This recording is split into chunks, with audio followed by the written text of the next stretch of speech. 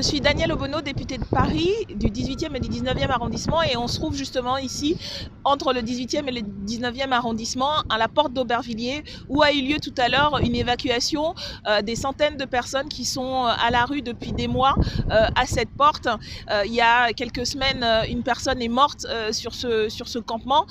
et ce qui s'est déroulé là, alors vous avez dû voir, et vous allez voir plusieurs interventions de la maire, du préfet, etc.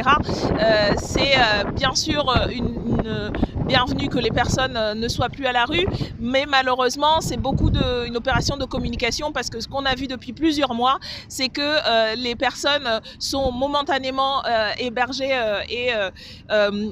accueillies pour se retrouver et être mises à la rue. C'est le choix d'une politique de l'État qui systématiquement sous-budgétise les moyens pour l'accueil des personnes migrantes, et voilà pourquoi depuis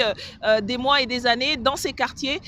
les mêmes causes produisant les mêmes effets, il y a des campements qui se renouvellent régulièrement. Sarah Legrain, candidate pour Décidons Paris, la démarche soutenue par la France Insoumise, donc dans le 19e arrondissement de Paris. Et si je suis là aujourd'hui avec Danielle Obono pour cette évacuation, c'est aussi que la ville elle-même a une responsabilité dans la situation de ces campements qui ne cessent en fait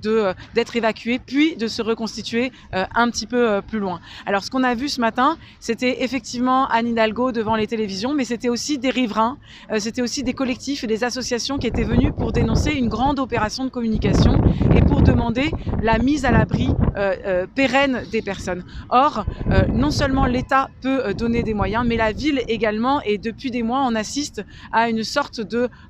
tour de passe-passe ou de numéro par lequel la ville ne cesse de dire que l'État n'assume pas ses responsabilités et elle-même ne les prend pas. Quand on sait la richesse de la ville de Paris, capitale de la France, quand on sait le nombre de bâtiments et de logements vides dans la ville, quand on sait qu'on pourrait les réquisitionner et engager une lutte contre la spéculation qui fait exploser les loyers, quand on sait aussi que la politique de la ville, c'est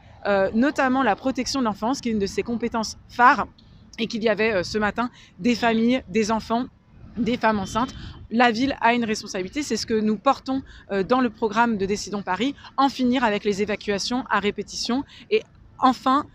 prôner la dignité pour les personnes migrantes et la dignité pour les quartiers populaires vers lesquels sont toujours rejetées ces personnes.